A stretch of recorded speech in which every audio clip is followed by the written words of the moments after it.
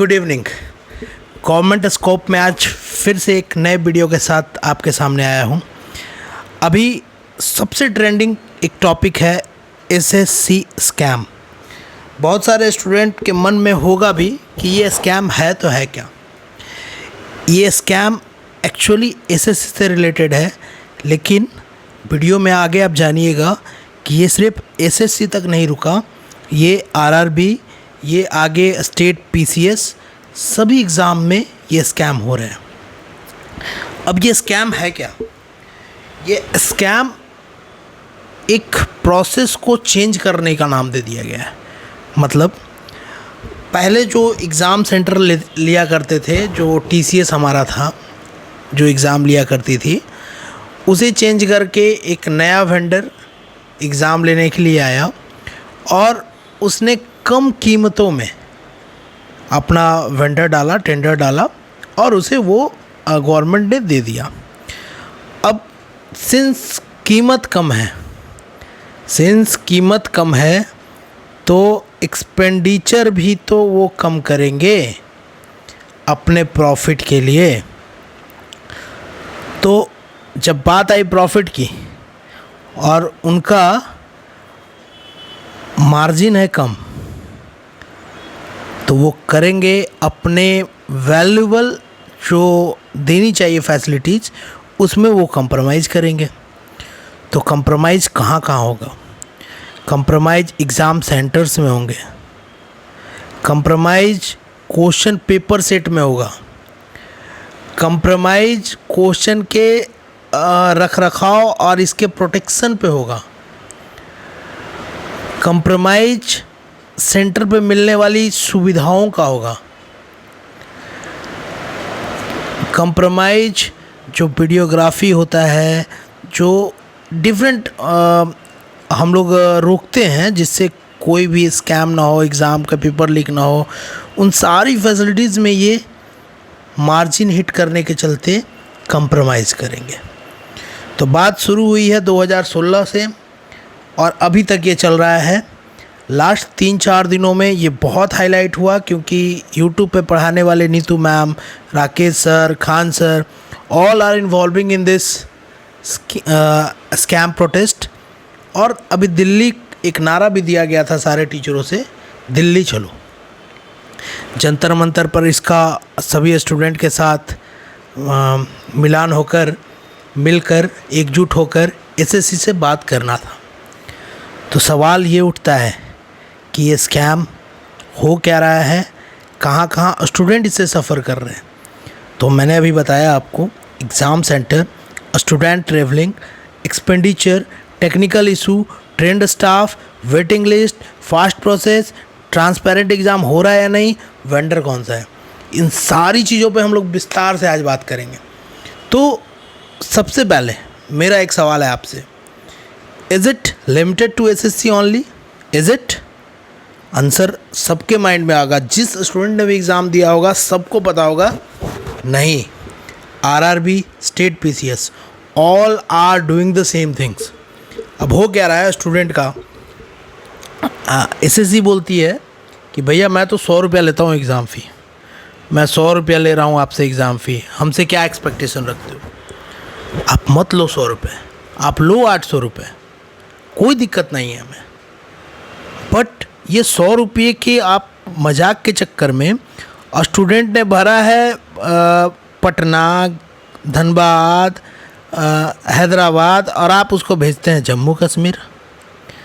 Centre इतने दूर हैं, इतने गांव देहात में है जहां ना ऑटो चल रहा है, ना ट्रेन चल रहा है, ना कुछ चल रहा है। आपने एक स्टेशन दे दिया कि भाई इस स्टेशन के नज़दीक है, स्टूडेंट रेडी हो गए, चले गए, लेकिन क्या उस ट्रेन की स्थिति आपने देखी है? नहीं, जगह तक पैर हिलाने तक का जगह नहीं रहता उस ट्रेन में। अभी इसका मैं एग्ज़ाम्पल इसलिए दे रहा हूँ आपको कि अभी बिहार का जो पीसीएस हुआ था, बीपीएससी एई का, कईयों का सेंटर जो पटना के नज़दीक थे, जो गया के नज़दीक थे, उन्हें भागलपुर भेज दिया गया। भागलपुर के जो नज़दीक थे उन्हें पटना भेज दिया गया। मुजफ्फरपुर के जो नज़दीक थे उन्हें दरभंगा भेज दिया गया, और जो दरभंगा के नज़दीक थे उसे मुजफ्फरपुर भेज दिया गया। तो इससे फ़ायदा क्या है? सरकार चाहती है कि हम एग्ज़ाम ट्रांसपेरेंट करें, इसलिए वो दूर दूर सेंटर भेज रही है। भाई क्यों ज़रूरत है, मैं पूछता हूँ क्यों ज़रूरत है इतने दूर दूर भेजने की। स्टूडेंट सफ़र कर रहे हैं, एक विजिट में 4,000 से 5,000 पर स्टूडेंट खर्चा कर रहा है। होटल रहना है, अब 3 दिन की एग्ज़ाम है तो 3 दिन होटल है। होटल भी क्या, अगर अभी एई का मैंने कुछ स्टूडेंट से बात की थी, भागलपुर में 24-25 होटल घूम लिया उन्होंने, लेकिन रूम नहीं मिला।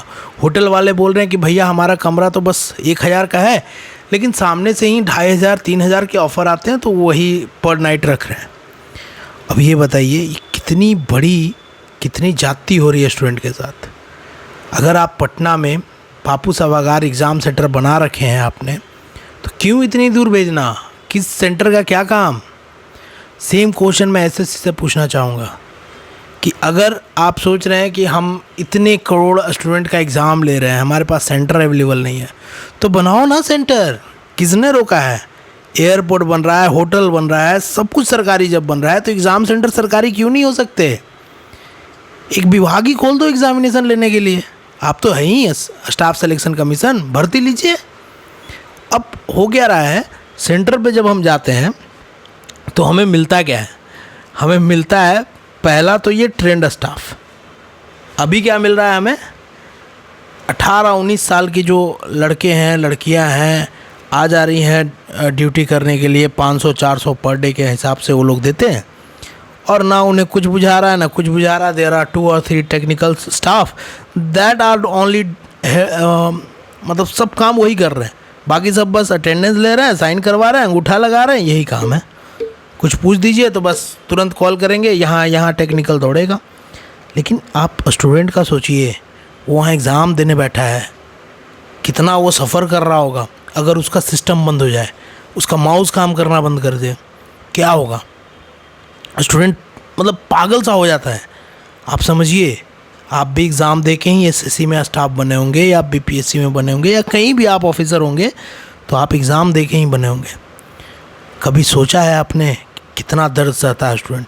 और अगर एक स्टूडेंट का कंप्यूटर बंद हो गया ड्यूरिंग द एग्ज़ाम, मैं गारंटी के साथ बोल रहा हूँ कि वो स्टूडेंट अगर जेन्युइन है, अगर सेटिंग नहीं है जेन्युइन है, तो वो स्टूडेंट का हालत ख़राब हो जाता है। नेक्स्ट उसका पेपर कैसा रहेगा कोई नहीं जानता, उसका माइंड पूरा डिस्टर्ब है, उसका कुछ नहीं है, तो इसका भुगतान कौन करेगा। भैया 32 साल 37 साल तक लोग लगे रहते हैं एसएससी निकालने के लिए, लेकिन अब जब जाके एग्ज़ाम सेंटर में पता चला कि माउस ही काम नहीं कर रहा है, सीपीयू ख़राब हो गया, कंप्यूटर बंद हो गया अचानक से, लड़की की मानसिक स्थिति समझिए क्या होगा।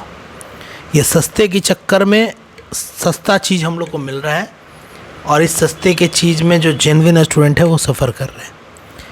तो एसएससी स्कैम यही सब का नाम दिया गया है। और इसमें स्टूडेंट की बेसिकली मांग ये है कि आप एग्ज़ाम सेंटर अच्छे सेलेक्ट करें, स्टूडेंट को ट्रैवल करने में दिक्कत ना हो, नज़दीक सेंटर रखें।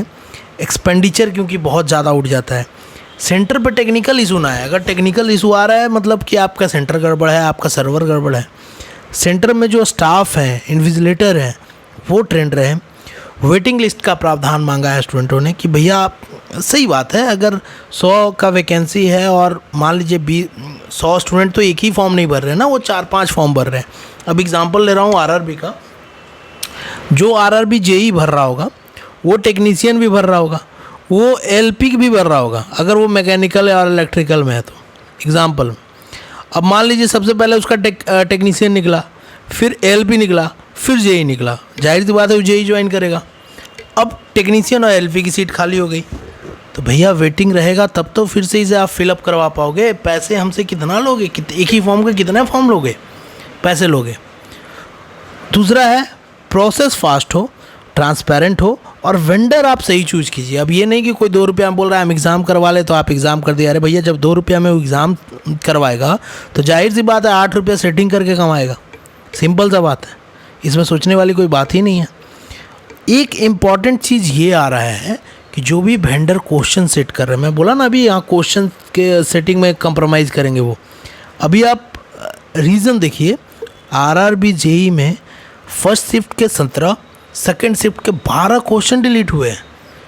भाई नेशनल लेवल का आप एग्ज़ाम ले रहे हो, मजाक थोड़े ना कर रहे हो।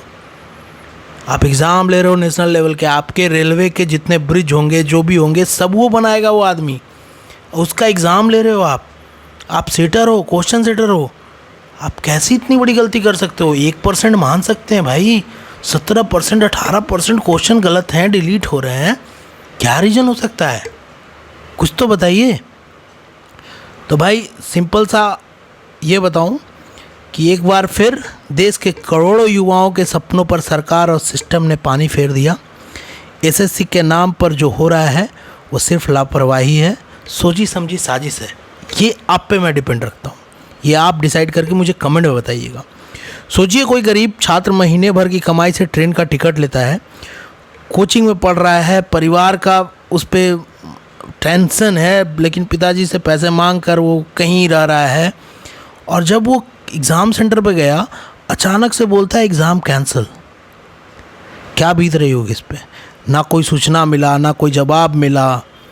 ये सिस्टम की गलती है। सिर्फ एक नोटिस मिलता है कि भैया मेरा सर्वर डाउन हो गया, आज आपका ख़त्म है, एग्ज़ाम नहीं होगा।